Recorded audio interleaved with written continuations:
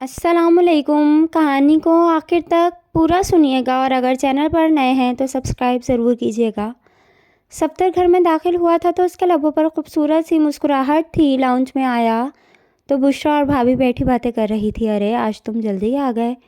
वो गड़बड़ा गया, फिर खुद पर काबू पाया। एक पार्टी से मिलने गया था, सोचा अब ऑफिस क्या जाऊं, तो सीधा घर ही आ गया। वो सोफे पर बैठ गया। चाय पियोगे, बुशरा ने पूछा। नहीं, मूड नहीं है, आज हम गए थे देखने, भाभी ने बताया और सफ्तर ने सवालिया नज़रों से देखा। ज़रा भी अच्छी नहीं लगी लड़की। मैंने आज किशोर को बहुत डांट पिलाई। क्या फजूल सी लड़कियां दिखाती है।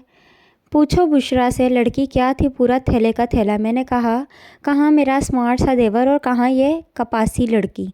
मैंने तो साफ इनकार कर दिया। अच्छा किया, सफ्तर ने आहिस्ता से कहा। मुझसे लिखवा लो, तुम्हारी भाभी कभी तुम्हारा रिश्ता नहीं करेंगी। मेरे जहन में तज़य्यन का बोला हुआ जुमला गूंजा। तुम बेशक बुशरा से पूछ लो, बुशरा को भी पसंद नहीं आई। भाभी ने बुशरा की तरफ देखा। हाँ भाई, भाभी सच कह रही हैं, हम कोई और देखेंगे, आखिर आपका नसीब कहीं तो होगा। बुशरा जल्दी से बोली। ठीक है, सफदर सोफे से उठते हुए बोला। मैं आमिर की तरफ जा रहा हूँ, खाना घर ही खाना है, मैंने करेले की माँ बनाते हैं, भाभी ने प्यार से कहा। तो सफदर सर हिलाकर बाहर निकल गया। मैं तैमूर को फ़ोन कर दूँ, वापसी पर आते हुए मुझे लेते जाएं। बुशरा ने साइड टेबल पर रखा हुआ फ़ोन अपनी तरफ खिसकाते हुए कहा। हाँ बुला लो, लेकिन खाना यहीं खाकर जाना। अब कहाँ जाकर पकाती फिरोगी, भाभी ने मोहब्बत भरे लहजे में कहा। तो बुशरा ने सर हिलाकर रह गई। तुम्हें याद है कुछ, कितने साल हो गए तुम्हारा रिश्ता ढूंढ रही हैं वो। उसने बुशरा को भी साथ लगाया हुआ है और बुशरा भी उसकी ही ज़बान बोलती है। अब तुम मना कर दो उसे, मेरा क्या जाता है, खाला जाने दें। सफ्तर बेनियासी से बोला। गज़ब, खुदा का, पूरे 13 साल हो गए तुम्हारा रिश्ता तलाशते हुए। इतने अरसे में तो 13,000 रिश्ते हो जाते हैं।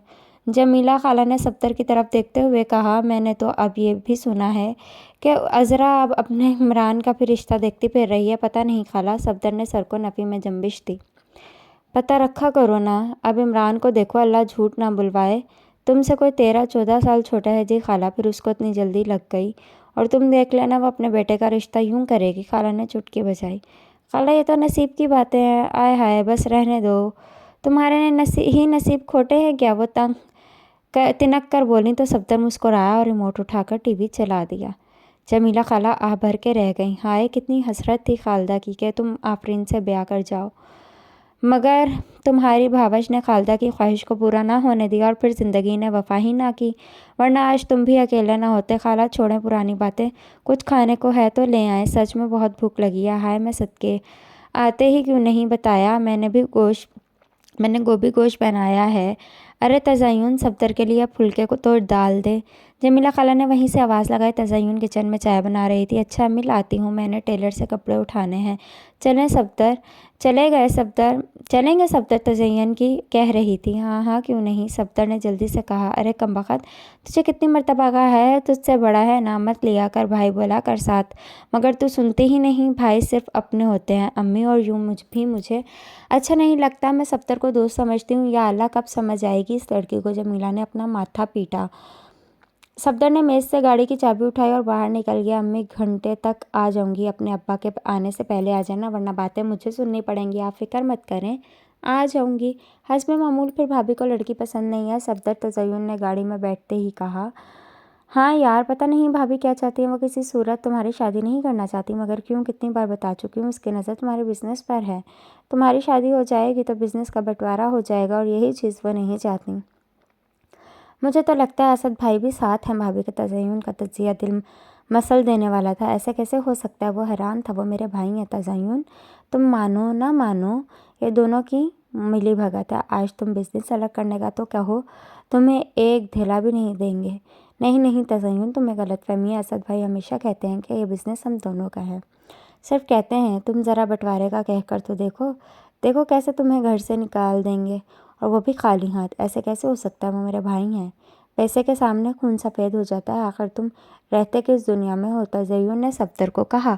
मैं तुम्हारी दोस्त हूँ और तुम्हें ठीक मशवरा दे रही हूँ। सिर्फ दोस्त। सफ्तर ने उसको देखा और पूछा, ये दोस्ती किसी और रिश्ते में नहीं बदल सकती। तज़य्युन ने एक पल को उसे देखा और फिर हंस दी।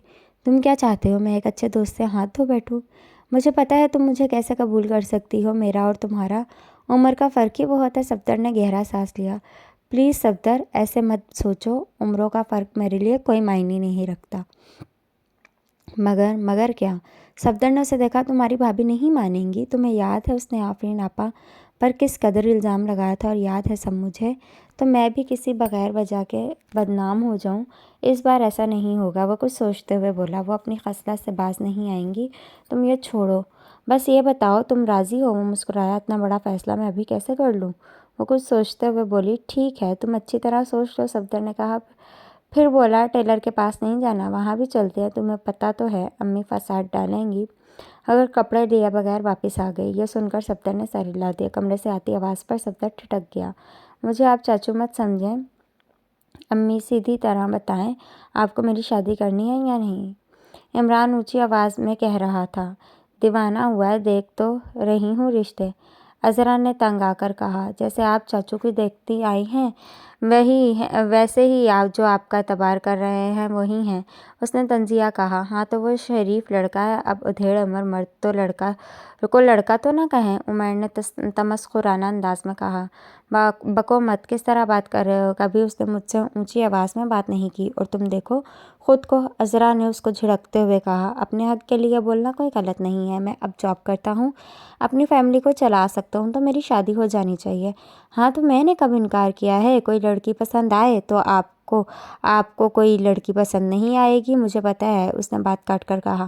میں نے لڑکی پسند کر لیا اور اتوار کو جائیں گے نشاط کے گھر۔ نشاط کون ہے؟ نشاط، عذرا نے حیرت سے پوچھا۔ میرے ساتھ آفس میں کام کرتی ہے، غضب خدا کر، نوکری کرنے والی لڑکی کی تو ویسے ہی دیدہ ہوائی ہوتی ہے وہ بھلا۔ عمران نے پھر بات کاٹ دی۔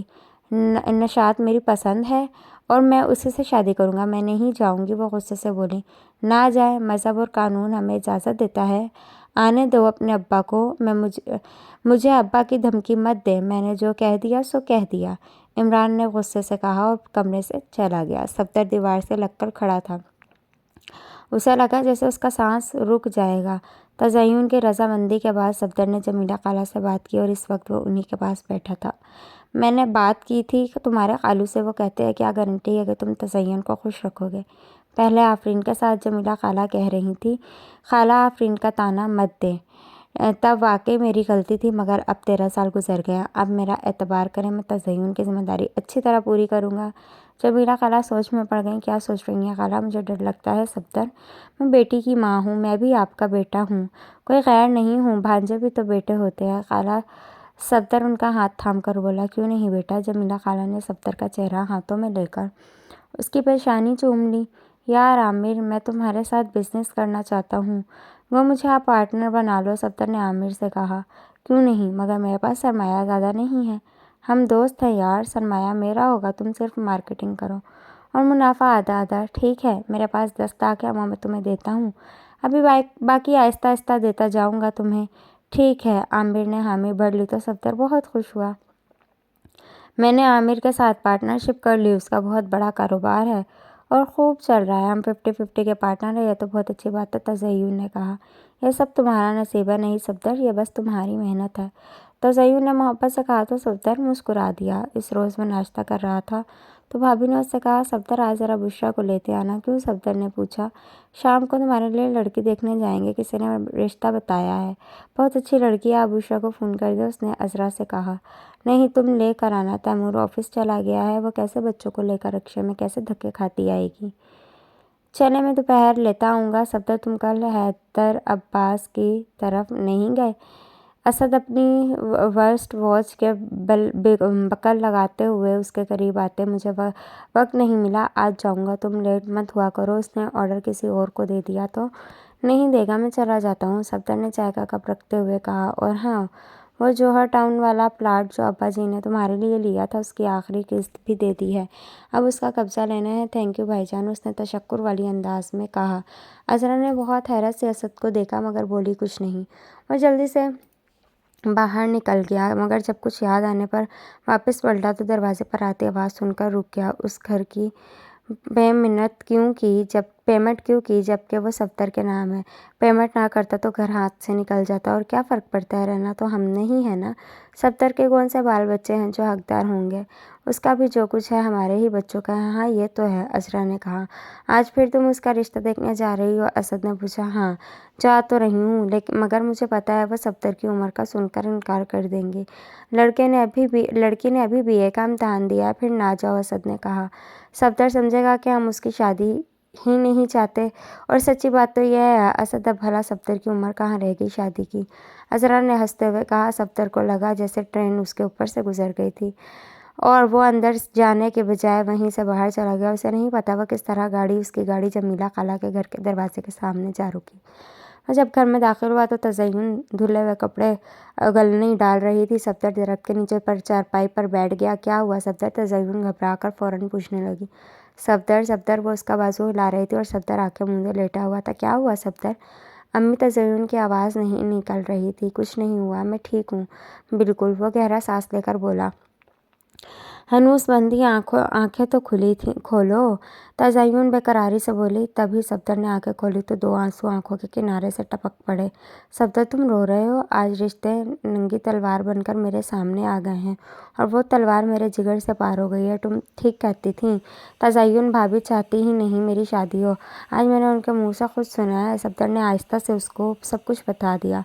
तुम्हें अफसोस नहीं होना चाहिए, हकीकत तो मैं तुम्हें कब से बता रही हूँ। मेरी ज़िंदगी के 13 खूबसूरत साल उमंगों और उम्मीदों से भरे भाई और भाभी ने अपनी लालच की नज़र कर दिए। अच्छा छोड़ो, अल्लाह ने जो वक्त किसी काम के लिए मुकर्रर किया है वो उसी वक्त होता है। तुम दिल बुरा मत करो, चाय लाऊं?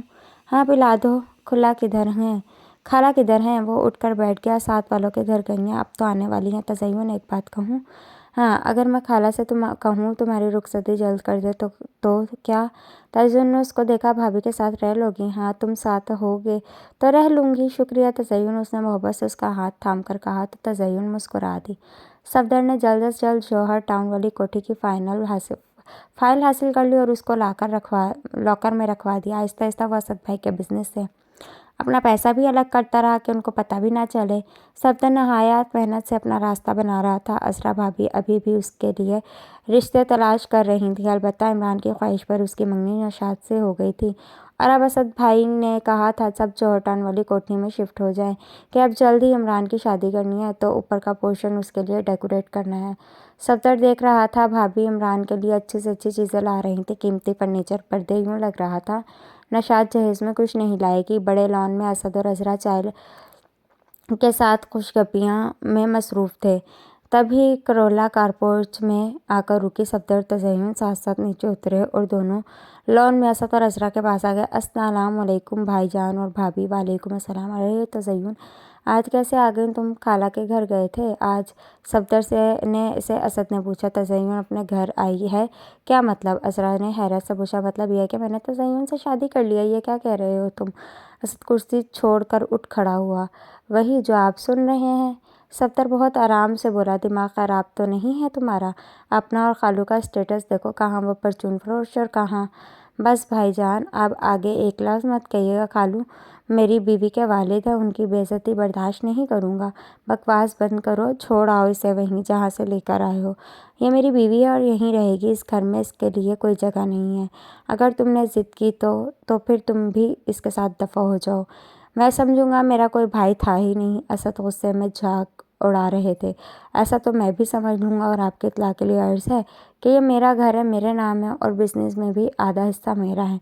कुछ भी नहीं है तुम्हारा, मैं तुम्हें 1 टका नहीं दूंगा। असद गुस्से से बेकाबू हो रहे थे। ना दें टका, घर तो मेरा है, मेरे नाम है, इसके कागजात भी मेरे ही पास हैं। सफदर ने कहा तो अजरा शौहर की तरफ देखकर बोली, देखा, मैंने कहा था ना आपको मकान की पेमेंट नहीं करनी चाहिए थी। आस्तीन के सांप, असद फनकारे। मैं नहीं, आप लोग हैं आस्तीन के सांप। पूरा 15 बरस मेरा खून चूसते रहे हैं, मुझे बहलाते रहे हैं कि मेरी शादी करेंगे। 2 साल कबल मैंने खुद तज़य्युन से शादी कर ली। ये घर मेरा है, अगर भाई बनकर रहना है तो रहें, वरना जहाँ जी चाहे चले जाएं। मुझे पता चल गया है आजकल रिश्ते कच्ची दीवार की तरह हैं जो किसी भी वक्त गिर सकते हैं। आज पता चला असद भाई, हमारी रगों में बेशक एक ही बाप का खून दौड़ा है, مگر ہم اپنے مطلب کی خاطر ایک دوسرے کو ذبح کرنے سے بھی نہیں چوکیں گے۔